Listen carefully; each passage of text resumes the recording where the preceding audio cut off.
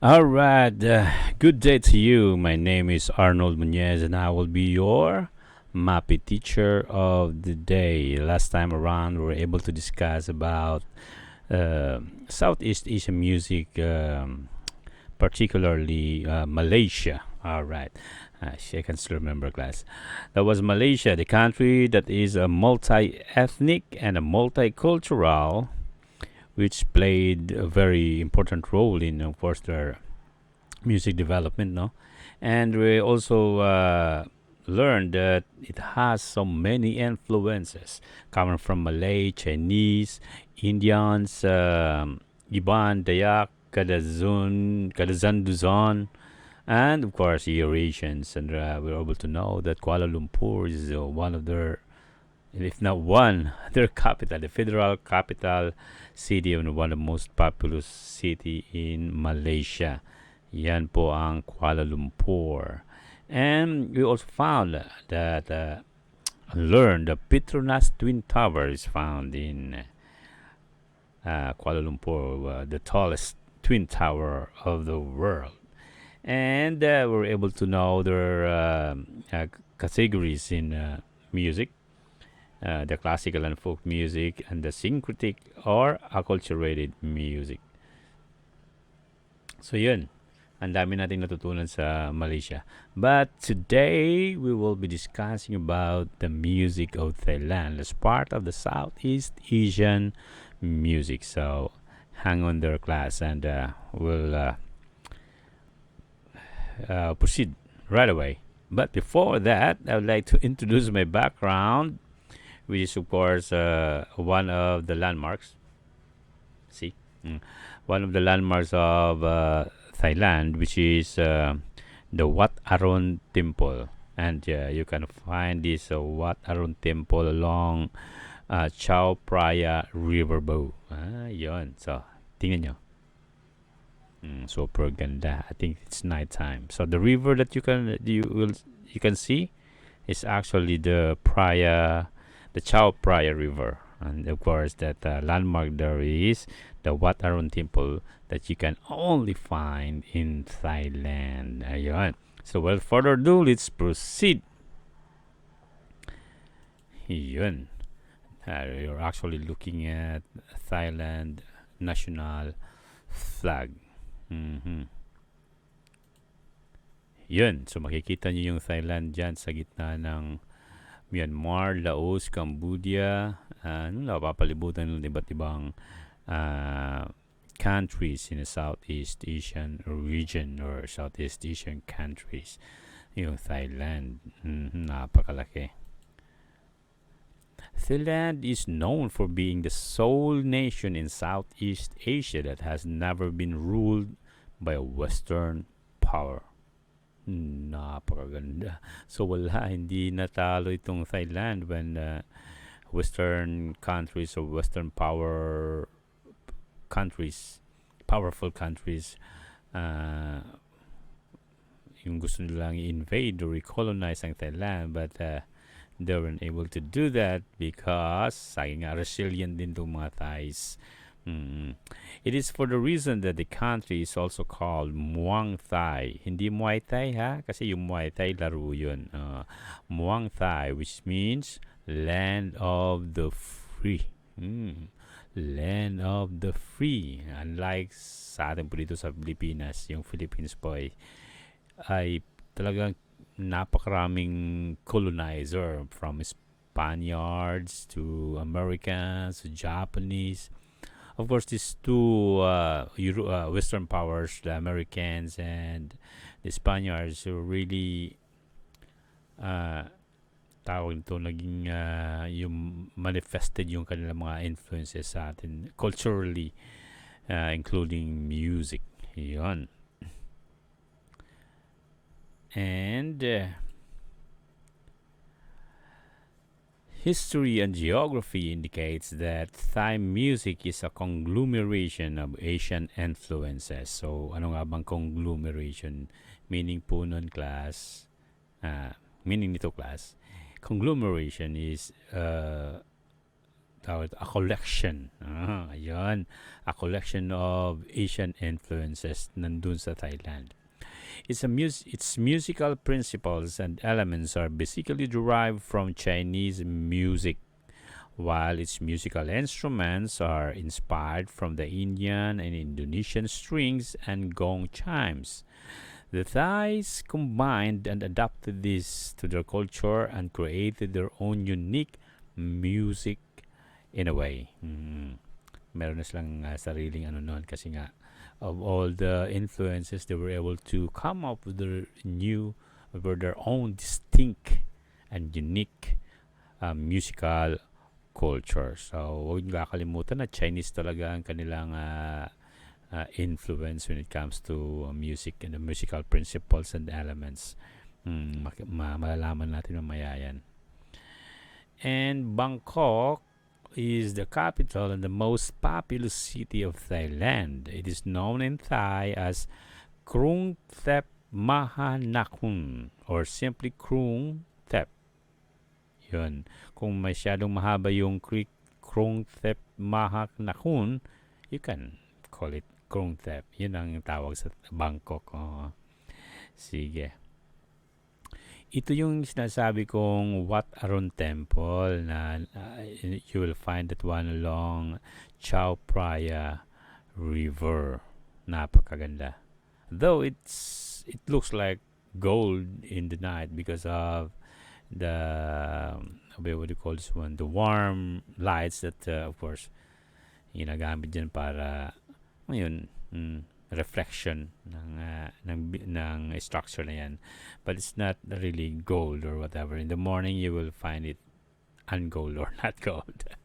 All right, so patuloy tayo. Music is theoretically based on the 5-tone or 7-tone scale system. So dito makikita kung ano kalaki ang influence ng China or Chinese music culture, because dito nga sabi ng book is they are using 5-tone, which is ang father ng 5-tone or pentatonic kind of scale is really from China. And of course they have 7-tone or diatonic, we call it in the Western way of calling it. 7-tone for diatonic and 5-tone for pentatonic. Yan. It is not only confined to the royal courts, but is also extensively in dance, theater, and in ceremonies. So, unlike dun sa mga napag-aralan nating ibang Southeast Asian countries, their Southeast Asian music, iba-iba yung mga musical culture na pinapakita or piniperform sa iba't ibang ceremony. But in Thailand, they can use the music in any occasion, in dance, in theater, and in any courts or ceremonies. Yun. Huwag niyong kakalimutan yan. And Thai folk music consists of simple songs with simple melodic lines. Its main focus in singing is the articulation of the text rather than the style or technique of execution. So they are more on lyrical. So the articulation of the lyrics is their main focus, not so much on the technique of playing it, the technique of the technical aspect of music, the execution. They're not really into that. What they're really into, or the main focus of their music, is the articulation of the lyrics of the song. So, ganyan ka-distinct ang Thailand. They are really particular on the articulation. So, songs of Thailand have inherently poetic lyrics, which allow a singer or performer to easily define the melodic lines. It provides the singer the opportunity to improvise song text to suit the given occasion. So, dito mo talagang ipinapakita ng mga Thais na yung performer pala, they can really improvise right there and then during the performance about the music and the song that he or she is performing. Unlike any other musical culture, hindi pwede. Kasi nakasulat na sa musical sheet na kung anong pwedeng gawin. Kung may babaguhin man, yung nagbabago nun yung conductor, pero minimal lang talaga. Just using the holding longer the tone or the tune or the note, but not so much on improvising it. Of course, we have this kind of music in jazz. Jazz is an improvisation kind of music. Sa Western naman, so they can actually improvise during the performance. But Thailand really focus on the lyrics, the poetic lyrics of the song. So they are really into lyrical kind of musical culture. Yun. So as again, they can improvise during the performance itself. Thailand has three primary instrumental ensembles, or ensemble. Sometimes we pronounce it, or most people pronounce it as ensemble. Mga ganun. But of course, we're not used to it. We actually pronounce it as ensemble. Yeah. That are similar to other ensembles in Southeast Asia. Ayan. So, three primary instrumental ensembles or ensemble. Ano nga ba yun? So, tingnan natin. Ayun. The first ensemble that they have, yung Thailand, is the Piphat. It is a mid-sized orchestra that is performed in either outdoor style with hard mallets or indoor style with padded mallets. This ensemble has different types, but the highly ornate one is traditionally associated with funerals and cremation ceremonies. So, dito pala, ang Piphat, you can play it outdoor, indoor. Yung pagkakaiba lang, sa outdoor, you do not use padded mallets. Yung mga mallets nyo na tinutugtog, yung maiingay, yung mga metallophones, is padded pag indoor para hindi masyadong ma-overwhelm yung ibang instruments. Unlike outdoors na pwede mo talagang gamitin yan kahit walang pads para marinig talaga yung mallets. Kasi most of their instruments are idiophones, which is metallophones, idiophones. So, kailangan talagang marinig pag outdoor. So, indoor, you can use padded ones para hindi masyadong maingay. Hindi matabunan yung ibang instrument. And, of course, they use it for funerals and cremation ceremonies, yung Piphat ensemble. So, it's a mid-size, hindi masyadong marami, hindi siya masyadong maliit or konti lang yung instrument, but it's in the mid, kumbaga, in between yung Piphat. Other versions of the Piphat ensemble are used to accompany specific forms of traditional Thai drama, such as the large shadow puppet theater, or we call it Nang Yai, and the Khon dance drama. So, hindi lang naman pang cremation o pang funeral yung Piphat. So, may mga versions din ng Piphat na ginagamit sa mga theater, just like Nang Yai and yung dance drama, yung Khon dance drama. So, tingnan natin kung ano ba at pakinggan natin yung Piphat.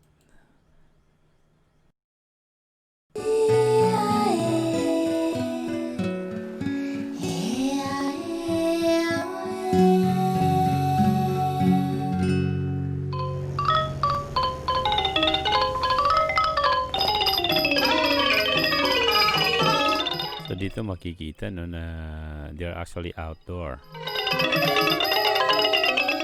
So yung mga mallet hindi padded.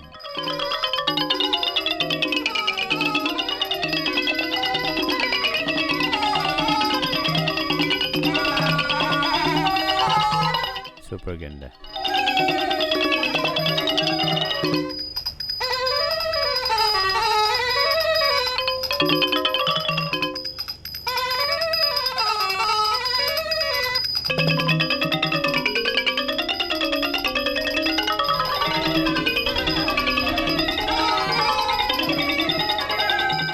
compositions are handed down by oral tradition. So walang sulat-sulat na music dito.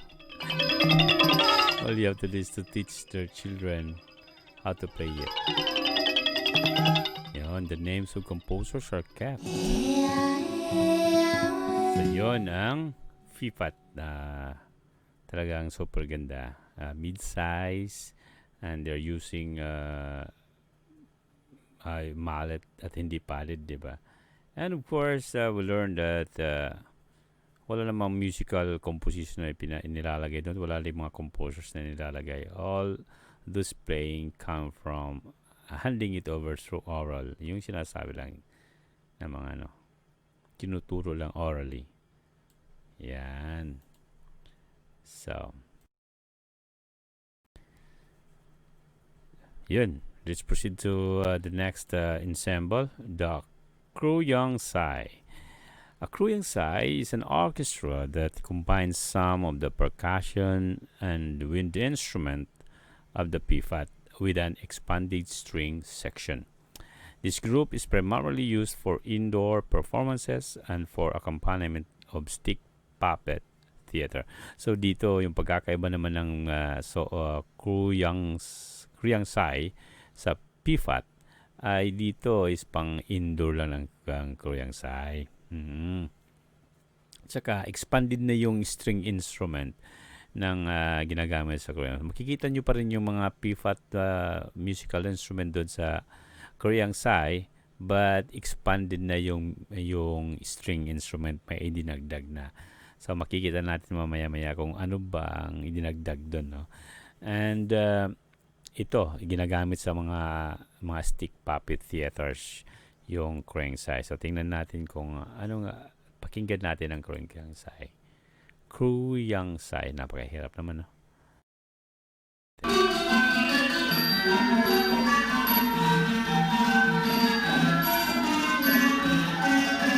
Yun, makikita nyo yung karagdagang string instrument, no, na hindi nyo nakita doon sa Piphat. Makikita nyo dito sa Khruang. And as I've said, this ensemble is actually played in indoors. So dito nakita nyo, nasa indoors sila, isang theater. So we talk about the string instruments. We are talking about that particular nakahiga na instrument na malaki. Yun ang dagdag dun from Piphat. At saka yung dalawang instrument na bowed instrument na makikita nyo sa sides. Kasi yung pluck instrument yung malaki, di ba?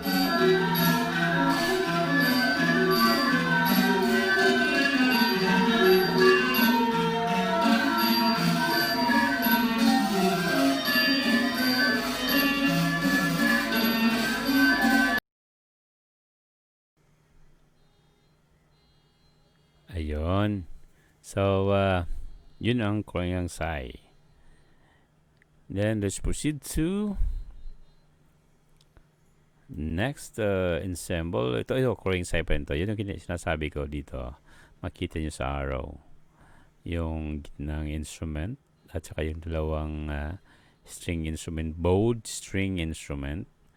Kasi parang violin ito. Ito yun your pluck. You should pluck this one using plucking or plucking instrument. Pick in a very what do you call this one? In our own tongue or in our own dialect, we call it pick. Yeah, it's a plucked instrument. So yun ang kanalagdag lang doon. And of course the Mahori.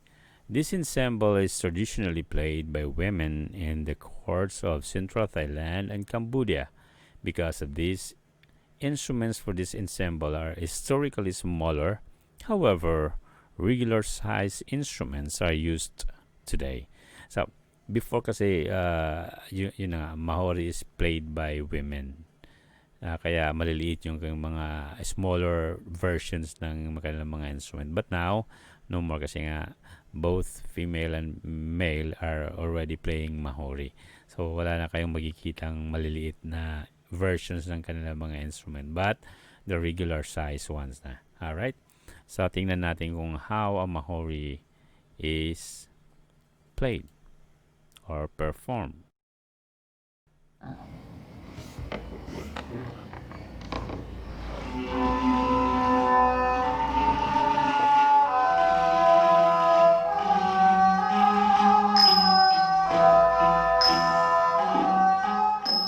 Now, sabi ko nga, yung mga hindi na mga babae lahat, isang babae nga lang dito yung tumutugtog, no? But traditionally, this ensemble is played by women and the instruments are suited for them, maliliit lang.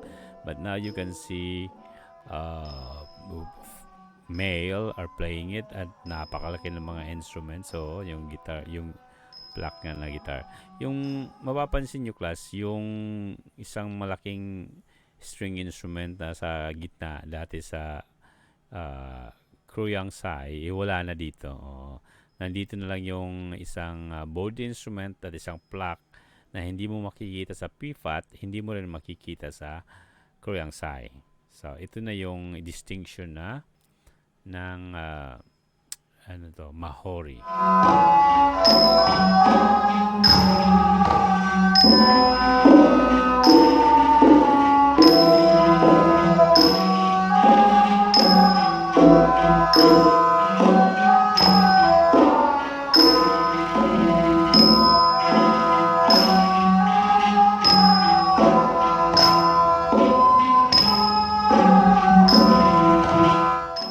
Awesome, right?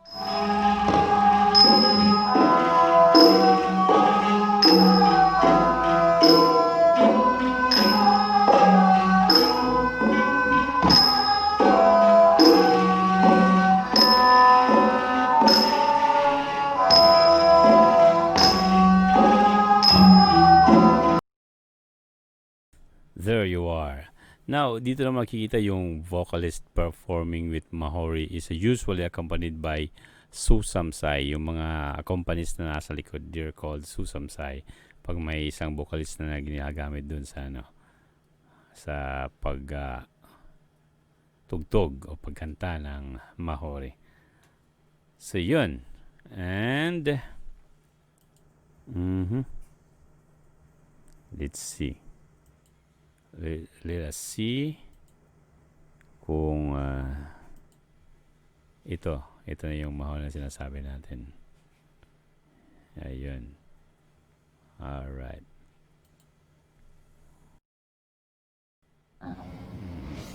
So, tignan natin uli yung kanilang setup.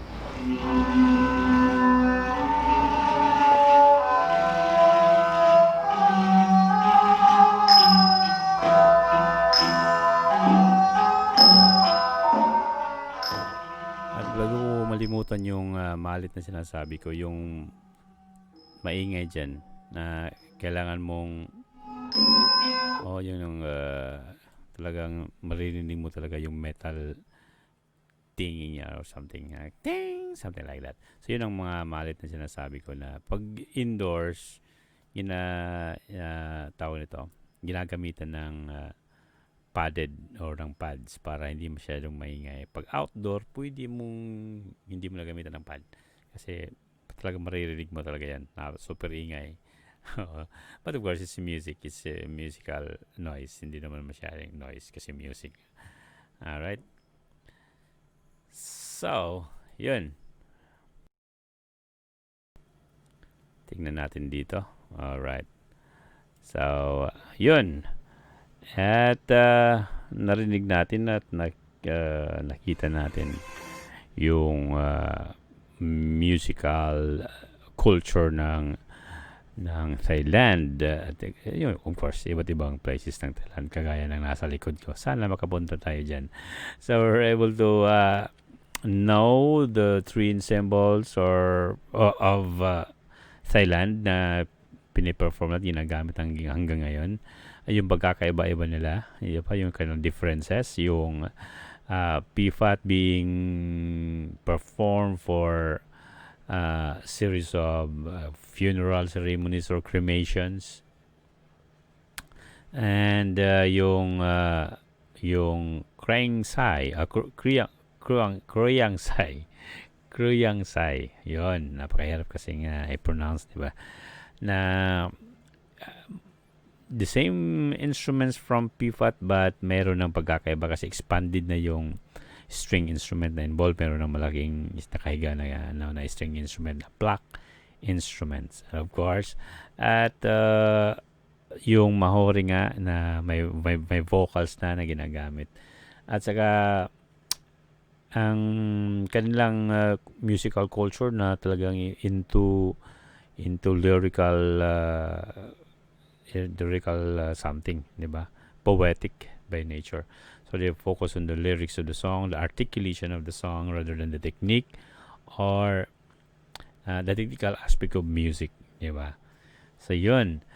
So that's it for our Thailand music, and of course next time we will be discussing on ang next na topic natin will be the music of Laos. If you want to, you can read in advance, look for Laos music over the internet, check and read, and of course during our you can actually have the background of it already. But our next, as I've said, we can check about their musical culture, their influences, musical instruments, and how they play and how they perform their music, and how the music what they call affect their cultural preferences. And once again, stay away from the crowd, wash your hands, and kung pwede, wag masyadong maglalabas.